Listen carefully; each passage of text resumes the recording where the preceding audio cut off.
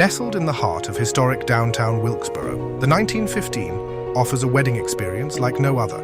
Once a federal courthouse and post office, the 1915 combines rich history with timeless charm. From intimate gatherings to full-day rentals, we provide the perfect backdrop for your most cherished moments. With indoor and outdoor options, bridal and groom suites, every detail is crafted just for you. Make your wedding unforgettable at the 1915, Wilkesboro's historic wedding venue, where your story begins.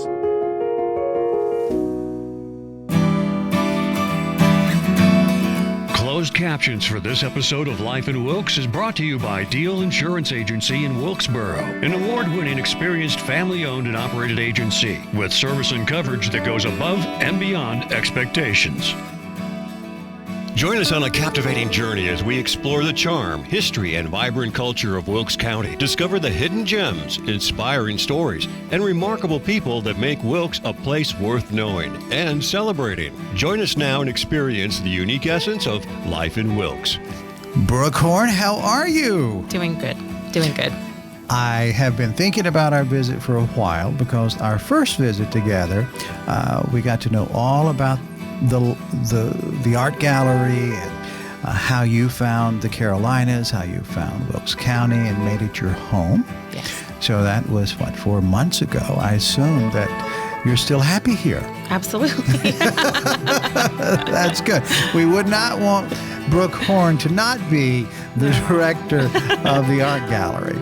So, but we are at Christmas now because when we first sat, we talked about all sorts of things. But the idea was that we'd catch up toward the end of the year, and here we are. Yeah. And we're going into the holiday season. Yes. So why don't we talk about what's going on with the art gallery now and the holiday season and why this is such an important time of the year for you? It is an important time of the year. This is a time when people gather. It's a time when people reflect. And so it's a great time to recap all the good things that this year has contained. And so it's a great time to put forth those projects where people come together, they work on things together.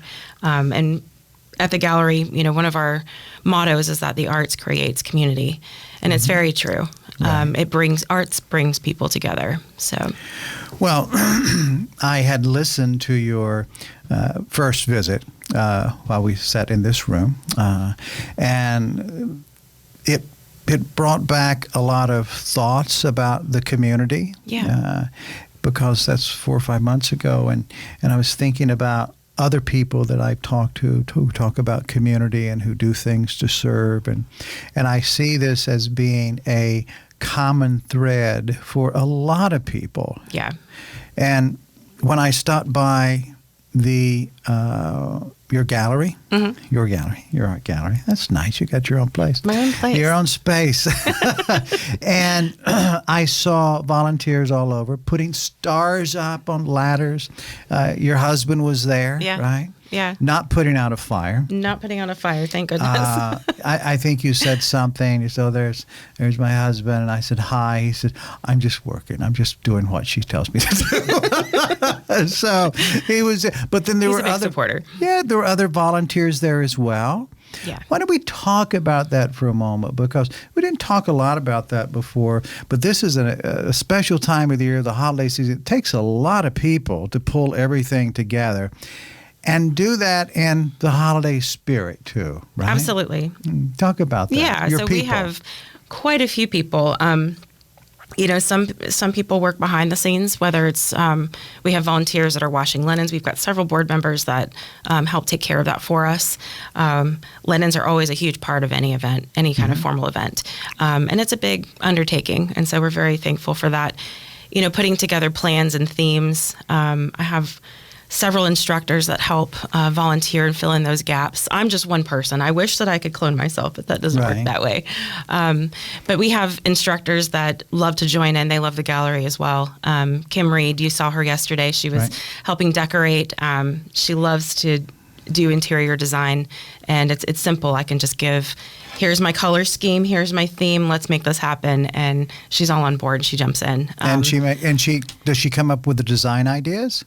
We just collaborate on it. And Okay. so what you saw yesterday were handmade stars. We made all of those stars. I think you briefly may have met Marina. Marina is our Right. programs director. And so she joins in the fun as well, and she loves to decorate wreaths, and she's been helping us make stars. We've had several workshops here recently where participants came in from the community. They made stars. Some made extra stars for us so we can incorporate that. So a lot of our decorations this year have been made by volunteers in the community, volunteers of the gallery, and so everything comes together. So we're talking about a lot of things going on, the pieces of events you're talking about. So you talked about people doing linens, and you're doing that because of formal events coming up. Yes. So let's talk for a moment about what happens at the gallery during the holiday season, because it's not just one thing, is it? No, it's not. So we have a series of workshops that we will put on annually,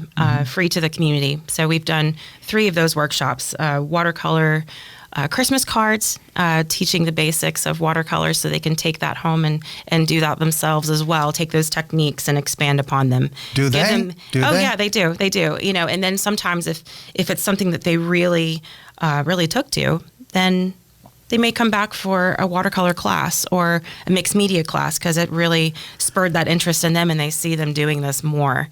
And so it always works great.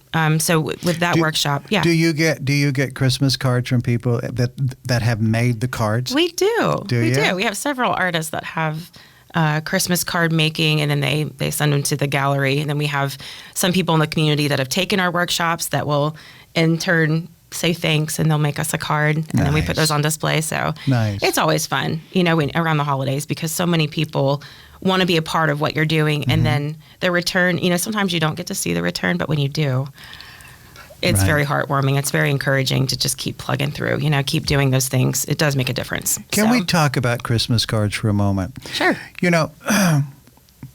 People ask me, what would you like for Christmas? Family, what do you want for Christmas? I don't really need anything, but what I'd like is a letter. Right. That's all I care. That's all I want. So That's a nice letter. Just that's really hard for someone to do that hasn't done that before. Yes. And I had an intern once, and he said, well, what do you want me to say in the letter? I was like, well, whatever you want to say. Yeah. Well, what about? I said, have you never written a letter to someone? And he said, no. I said, do you send cards? Do you send greeting cards? He said, well, my mom did. My grandma, I don't. I never sent one. I was like, that's interesting. Yeah. So, and then that's not to pick on that person, because Right. I realized when I was listening to this, I was like, wait a minute, this is a social grace. It's a kind thing. It makes the receiver feel good and you feel good. Absolutely. Right? Now, if you only signed your name, I don't know, you get writer's cramp. Maybe that doesn't make you feel good. Well. But really to take a moment and put a few thoughts down, that's a nice thing. It's a great thing. Our culture has become so visual. Mm-hmm. It's easier to send a picture on Facebook to masses of people at one time and then mark that off your list. But are we really sitting back and recounting the glorious things that happen in a year's time? Our society is so fast-paced, and I know we've talked about this before. Mm-hmm. I talk about this at the gallery. But there is an art to living. And sometimes it requires us to sit back. We can't have gratitude if we can't recall what to be thankful for.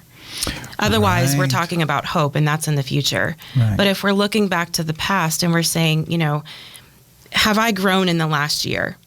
What are the ways that I've grown? And how can I be thankful for that? That's a great place to start writing that holiday letter. Here's where our family is. This thing happened. This is how we came through it. I'm so thankful that we have one another. We're so thankful for you. Those letters can be, a letter of encouragement. It can be a letter of reflection. But we've stopped doing those things. It's so much easier in, that fast-paced mindset. I've got all these things to do, and it's so much easier to take the easy way out. Let me just post a picture. Right. Not that those things aren't meaningful, or that you didn't take the time to go get your portrait taken or make that picture happen or that moment happen. But sometimes we can forsake the importance of reflection. If there's not a bit of ceremony around it, that experience. We went and had our pictures made. Yeah, we were rushing. But, we went and had our pictures made. We had dinner. We did this. We did that. And then build some memories around it rather than it being a chore. Right. Then that sets it a little bit apart. Right. You said something in our first visit together, and you talked about when you moved up from Florida and you came to North Carolina. Mm-hmm. And you compared and contrast the life experience, of this being, it's slower, it's easier, slower pace, an easier pace. And I thought about that. Because I hear people say things like that, but I took a moment and just, one day I was thinking about that. And I was like, well, I don't know that people in the Carolinas, people in Wilkes County have less to do. Right. I think there's plenty to do. There's so I just think it's the attitude around it. Right. And being okay with not doing everything at once, because the people are more forgiving. Right. Oh, I can't come. I'm sorry. I've got this other thing. Or, oh, I can't come. I've got whatever. And, okay, we'll see you next time. Yeah. We'll see you next. Do you need anything? Are you okay? Whatever that might be. Yeah. So it's a cultural difference. Yes. But when you do show up, you do tend to be kind and gracious, and that's a really important thing to do. Absolutely. Is that what you were sensing? Absolutely. Yeah. I mean, sometimes we get so caught up in the busyness in marking that list, this thing, this thing, this thing. And we get about the busyness that we forget about the meaning. Mm-hmm. Is this where I'm supposed to be? Am I fully in the moment? Right. Am I fully giving this person or this family or this event, whatever it is that they're attending? Am I fully engaged? Am I fully involved in this? Or am I mentally somewhere else because I'm about my busyness? Right. Mm-hmm. We've got to slow down. Right. In order to appreciate those moments. Otherwise, we're not really making memories if we're rushing through. And we don't have to do everything. No, we don't have to. I would rather have a few. I would rather have a few meaningful memories, something that I could carry, current memories. Not just everything in the past. I mean, absolutely, that's important. And I don't know that. As life goes on, those memories that we consider the sweetest, growing up and our families, and for those of us fortunate enough to have great moms and dads and grandparents, not everybody does. Sure. But I did, so that I have those memories and they're nice. Yeah. And now it's like making those new memories. Mm-hmm. And that's the important thing. Okay, so from an art director standpoint, and living our life the best way we can during the holiday season when it's real busy and other times. How do we incorporate that creative side? How do we let that make our life better? How does the art gallery, how does your people who came together? I saw the pictures. I saw people making ceramic Christmas trees and cards and all those things. So you're really good at keeping those things online so people can see what's going on. Talk about what we can do now in the season, and then it's just a few months till next Christmas. Yeah, I know. Right? It happens so fast. We've a lot of those projects that we've been doing is incorporating handmade projects, teaching people things that they can go and then teach their families. They can teach their grandkids. They can teach their kids. So we did some origami paper star making so people could learn how to make paper stars on their trees. We did burlap snowflakes. That was a different workshop. And they were both handmade items, and those were free programs that we offered to the community. So we had a variety of people. What are the age of the people that show up to do that? Yeah, so usually on our Saturdays, we get the younger audience, some grandparents and grandkids that come, and they find that as their one-on-one time where they can, fully be focused on what that kid needs. And so they'll take the time, a couple hours on a Saturday, come into the art gallery, make a handmade item, do that together. And then it's something that they continue to make because it's just simple ingredients, it's craft paper, it's their paper sacks from the grocery store, it's extra fabric laying around. And so using the things that we already have and not feeling the need that we have to go buy something all the time, but using what we have, that's a great way to incorporate family and just not get caught up in that busyness and that consumerism. Using what we have, that's part of what Christmas used to be. Sure. Recycling those old Christmas cards, cutting them and make them into new things, bookmarks. I mean, I remember that as a kid getting a bookmark from my grandmother because it was last year's Christmas cards, and you just reuse the things that you had. And so that's part of what we've been teaching the community this year at the galleries. Let's use what we have. We can show you how to use those things, how to cut them up. It's simple So things. how were the good people of Wilkes County responding to that messaging? Oh, they loved it. They loved it. During our Saturday workshop for the origami paper stars, we even had a group from a group home that came, and it was wonderful. They all had such a great time, and we brought out some cookies and hot cocoa, and it was just that home warm feeling and doing something together. And they had the chance to experience that outside of the group home, that day activity, and then spending it with people that they love to spend time with. And they had such a great time. So putting these things on, it allows people to gather and carry something back home with them that they can teach others.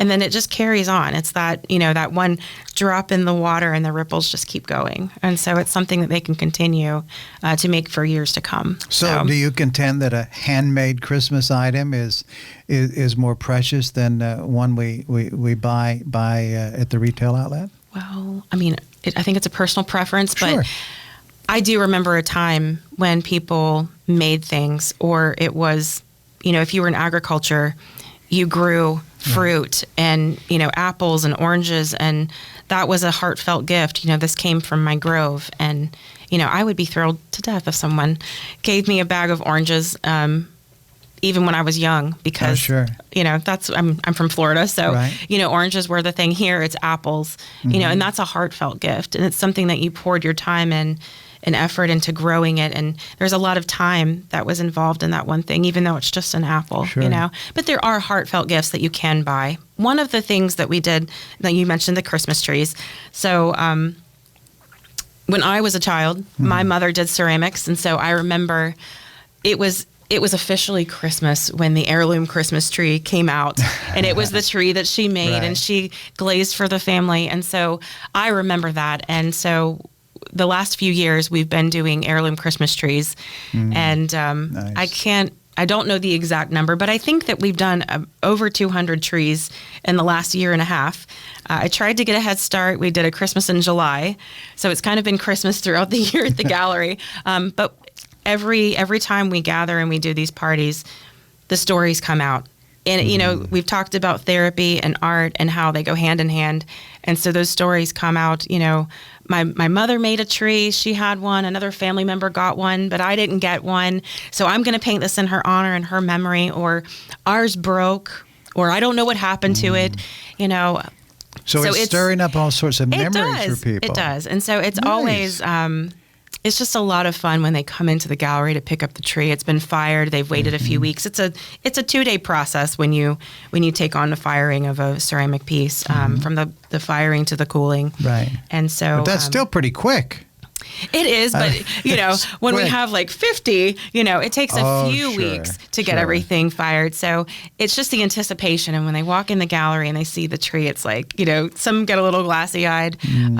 It's just a beautiful thing. It's just a beautiful thing to see. This year we did mix it up though. We did have cactuses and campers. So you got to paint you could choose between a lighted cactus or a lighted camper. So we had some people that were on the adventurous side, and they painted their camper, and then they'll put the lights in it. And then, of course, the cactus, So that was just a lot of fun. I think that's We've great. had a lot of fun. Well, who says it's limited to a tree? We can have a cactus for Christmas, can, right? absolutely. And campers are, in this region, campers are on top of mind for a lot of people, with the with the floods that happened, and people still not far from here, within necessity 60 miles from here, those campers are turning into people's homes and life-changing. And I was just watching. I'm following things that Anchor Ridge and some other people are doing in the western part of the state, and it switched,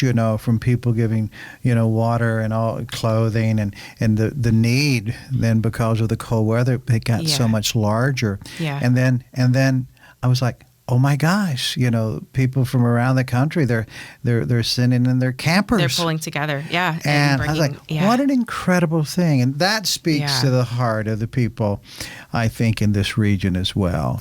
This is a need. It's a big need. But okay, let's see what we can do about taking care of that. Absolutely. And that's a great way for people to give gifts this season, is to take care of the needs that we already have. Right. Right. And they're big. Okay, so it sounds like at the art gallery, you've been doing a bit of work on that idea of handmade Christmas, right? Absolutely, yeah. I think did we not talk about that concept? I think I stopped at the gallery one day and I said, Brooke, I got to figure out what to do about Christmas this year for our Christmas shows. Yes. And we talked about the ideas, and I think we're just talking about things. And you started talking about the ceramic tray. I said, oh, that's handmade. Maybe a handmade Christmas would be an idea.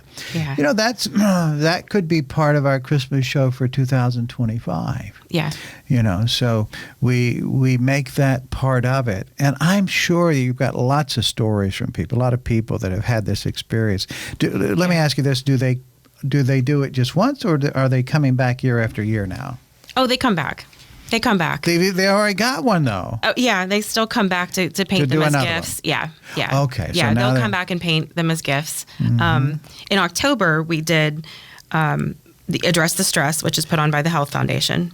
And what is that? Address the Stress is a conference for community leaders in Wilkes County. And it's a time to really reflect on maybe the personal issues that community leaders that we neglect in our own lives so that we can cope with the needs of people in our community. It's a sacrifice, for our community leaders to serve, many of them, in the capacity that they serve. Yes. And so sometimes we can ignore the needs that we have on a personal level because we're so busy tending to the needs of others. And I see. It can be quite a weight. So Address the Stress is actually put on by the Health Foundation. It's a great conference. They'll have a speaker and a leader that comes. And I can hear Heather saying, yes, you've got to be calm. Yes, and it is. And it's a great time. Yes. Paintball, that's very appealing. You have some breakout sessions. Address the Stress can mean different things. For our law enforcement and firefighters, shooting paintball guns is a great way to address your stress. Of course. So for them, a lot of them sign up for that. There's also, I believe, there's some fishing, maybe some boating, kayaking there at Camp Harrison, and some hiking. And then there's some, I think they're like the healing bowls, some massage spa things going on. And then there might be a few other things that happen too. But the art gallery provides clay therapy. Does the fire department lead that program? I could just see them with the healing bows and the ceramics. And I see that going on, and with a paintball gun here, and then one with the fishing boat. Yes. So everybody's multitasking. So it's a variety of things, right? It's a variety of things. What a wonderful thing, though. It really is. It really is. There's so much weight on leadership. Mm-hmm. I mean, it's easy for us to complain about things that don't seem to be going right, or the leaders of this and leaders of that. Why are they not taking care of this?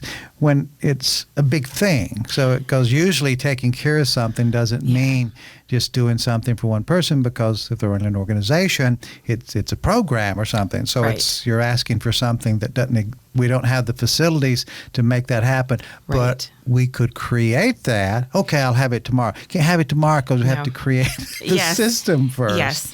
So there's a practical side, because you're not just talking about the emergency services. You're just talking about ongoing. This is you know, it could be there's a lot of nonprofit organizations that are a part of this, and they'll send their leaders and their workers to come in because they know there's personal needs that are not being addressed. You know, sometimes we have to deal with the things that we harbor in order for us to be a better asset to the community. So it could be, you know, those that are working in nonprofit organizations. It could be those that are serving in the medical field.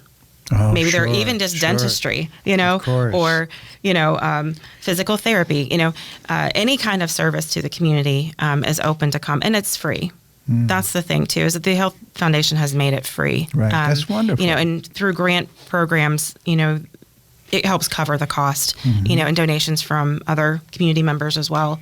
So it's always a joy to be a part of it, you know, and we find that this was our second year doing this program, and so we've had people that have come both years. And this year we even extended our clay session. Instead of doing 3 clay sessions, we did 2 and extended one for 2.5 hours. And during that time, we, Kim Reed, you met her yesterday. She helps, and we teach together on these programs, especially for large groups. And so this year we taught everyone to hand build a pumpkin. And so learning different clay techniques, addressing that stress and, you know, manipulating that clay. There's a lot of therapy that happens when we're using our hands, and even just holding that ball of clay. Right. We don't realize that even when we're just using that clay and we're pushing it together, we're imitating the muscles, the involuntary muscles in our own bodies, you know, the processing of food, the digestion, all of that. And so as people are warming up that ball of clay, now mind you, we were in the treehouse, so out in the woods at Camp Harrison, so it was a little chilly, October, mid-October. So you're in a treehouse. Yes. Everybody's you all sitting in a circle, or how you doing that? We're all at tables. All at tables. Oh, yes. okay, the tree. Okay. Yeah. Right. So they're all at tables, and they're doing this, right? Yeah. So are these the doers and leaders were there people around the table that you're like, well, it's good to see them here. I didn't think they'd show up, but that's good. Do you have any of that? I try not to think that way. I think that's a big celebration. I think that's a huge celebration, though, right? For somebody it is.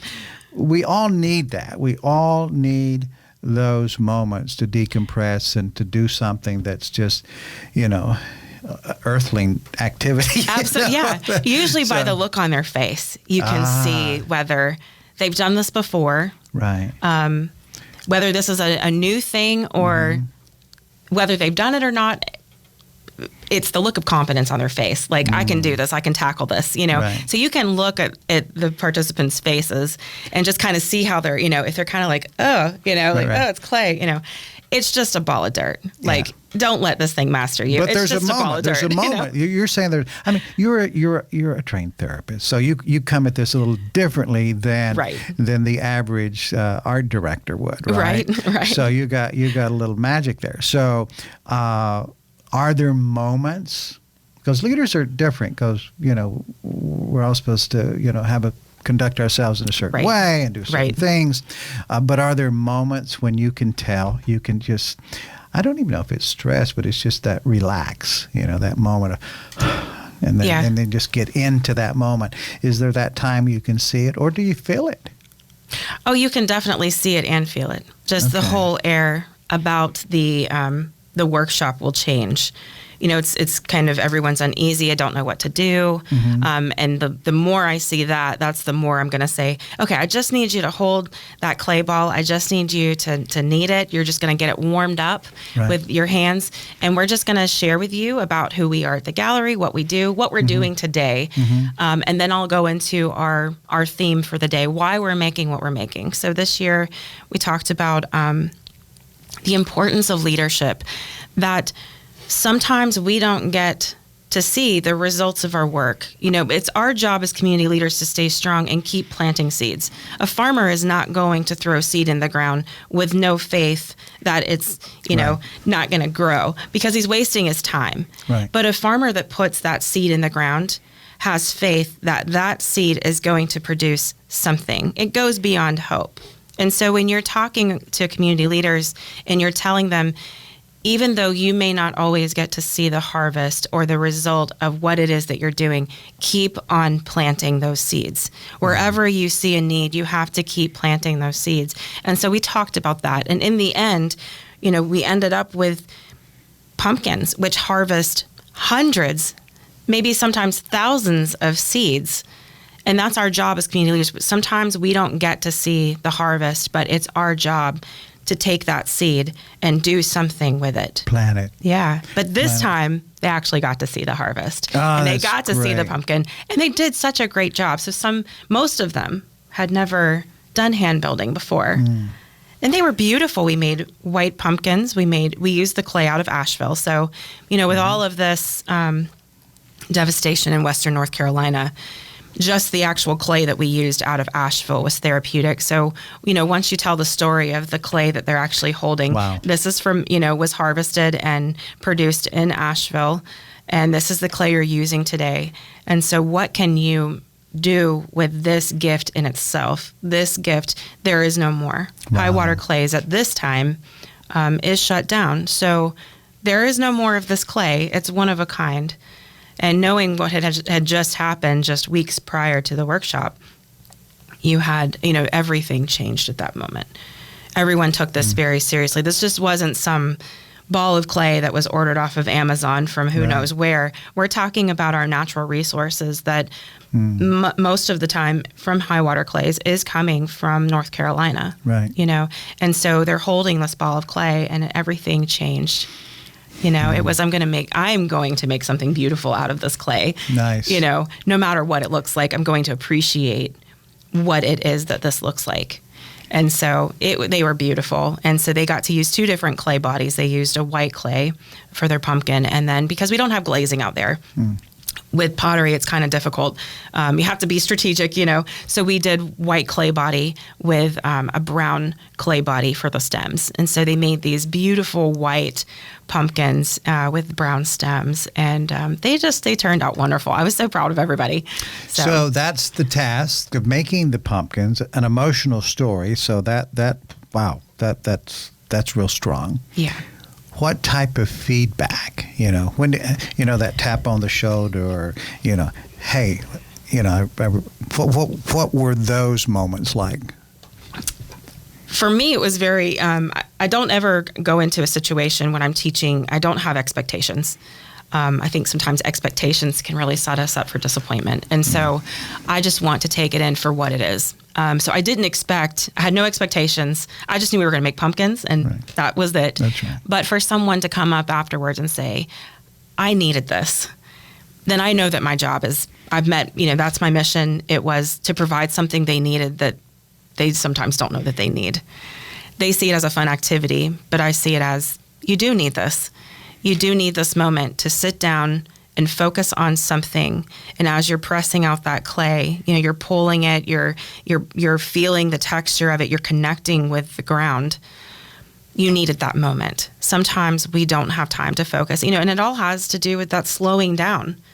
We don't take time to focus on things that matter to us. Sometimes when we are those community leaders or we're doing something significant, we don't take time to reflect. We busy our schedule like we have this time slot that's open. Oh, well, let me just fit it in right here.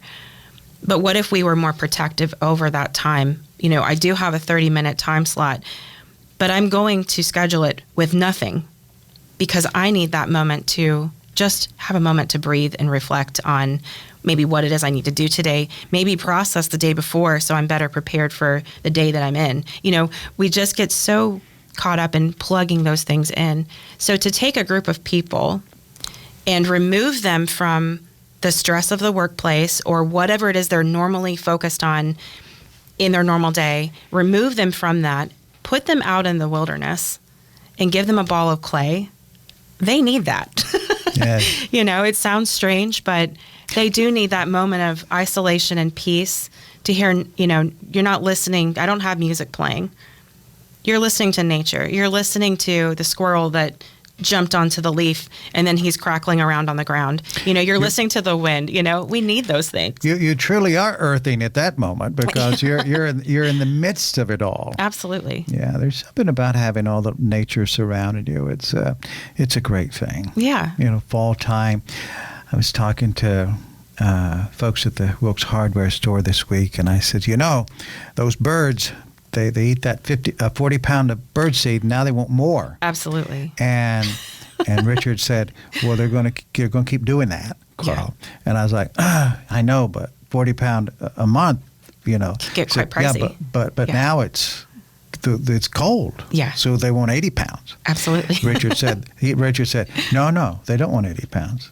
He said, they want 120 pounds. I'm like, okay. With a little bit of peanut butter mixed in there. That's right. Yeah. So this year, I don't know, I saw a YouTube video from a gardener about taking your leaves and instead of hauling them all away, just, collect them, move them under your bushes, even put some limbs there to create not only for the bugs, underneath, they like that, but then other wildlife does as well. Squirrels, the birds. So I did that. Yeah. And I've noticed they're out there just having a great time. Of course. And I'll even sprinkle a little food in there. And but by having the bugs live there, right. They're kind of doing that.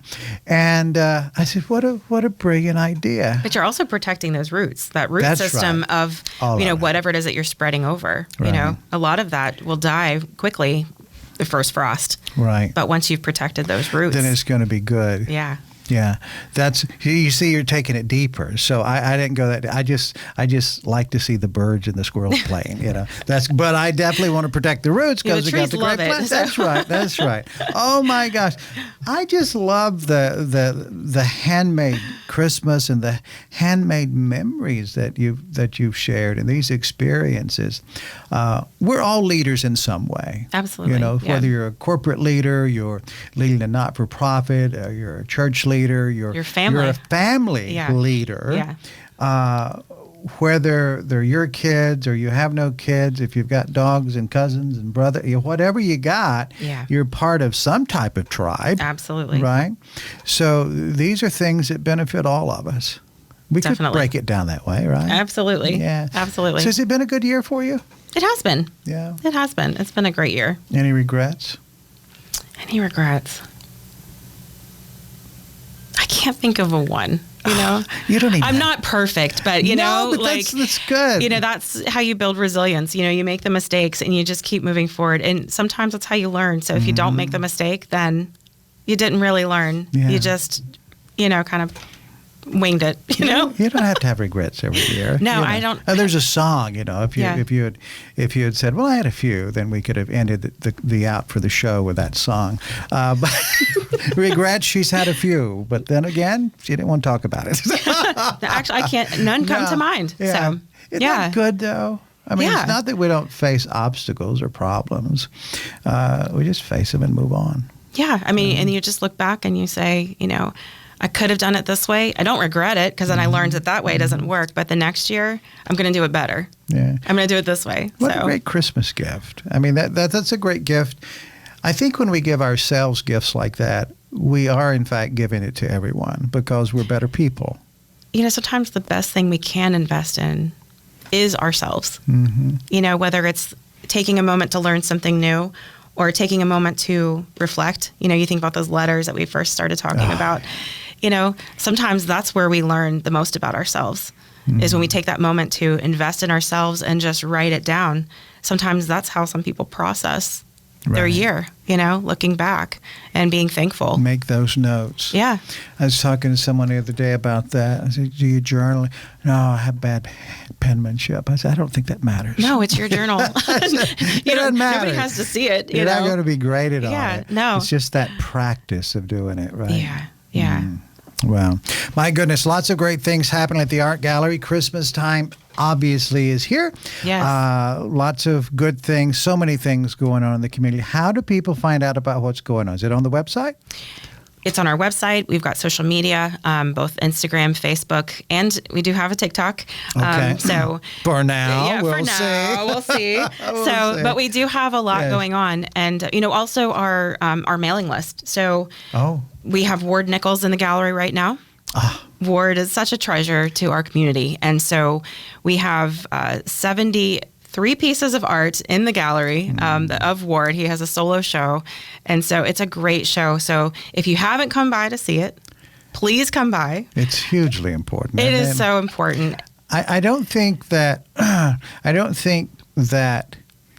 those who don't know about Ward Nichols don't know what they're missing, because he's 94 now, right? 94. He's 94, a prolific painter, and in his 90s, he's painted how many pieces? Oh, I couldn't even tell you. I mean, the numbers are significant. Got to be in the thousands. And it's this amazing celebration of life. Absolutely. And it truly does. His stories are timeless. They are. And, he's got a new palette of colors in this body of work. So we've seen, Ward's traditional palette over the years, but he just knocked it out of the park, came in with all these surprises. He's some fresh a wonderful colors. Sense of humor, Right. Lots of oranges this time. So especially the extension cord piece, just very eye-catching. But that sense of humor, I mean, that's Ward all over, and so just new colors and some new content, especially that sense of humor coming through, but just beautiful moments of solace, a series on light and shadow, and overwhelmingly light and shadow. He didn't have a name for the show, but he said, you just name it. So after looking at the work, it was very apparent that this is a show about a light and shadow, which was very fitting because I didn't, sometimes when you put these shows together, you don't know what you're getting until it comes in. And then it's, this massive curation and installation process that happens. And but it was very fitting for the season with light and shadow, where we are at wintertime. Right. And then he's got these pieces with the moon showing through the trees, and some of, volunteers. One of them's called Volunteers. And it's a beautiful piece, and you see just the bone structure of trees and just the skeleton of the landscape. But then you've got these other colorful pieces that he's incorporated. And it's just a beautiful body of work. And tying into our theme, our handmade Christmas, but also our overwhelming theme for this season is being a light in the community. And so you saw those stars being hung. And so that's part of our personal installation as a gallery for the community is being that light in the community. It takes everyone. It takes the volunteers. It takes our board. It takes our staff. It takes the supporters in the community to make all of this happen. So everything just seemed to fit right in place. It was just wonderful. So at this time of the year, everybody's shining just a little bit brighter. Absolutely. Yeah. Thank you, Brooke. Absolutely. Thank you. Thank you for spending time with us on Life in Wilkes. We value you as a viewer and appreciate when you share this show with your friends and family. Be sure to bookmark our channel and join us again on the next episode of Life in Wilkes.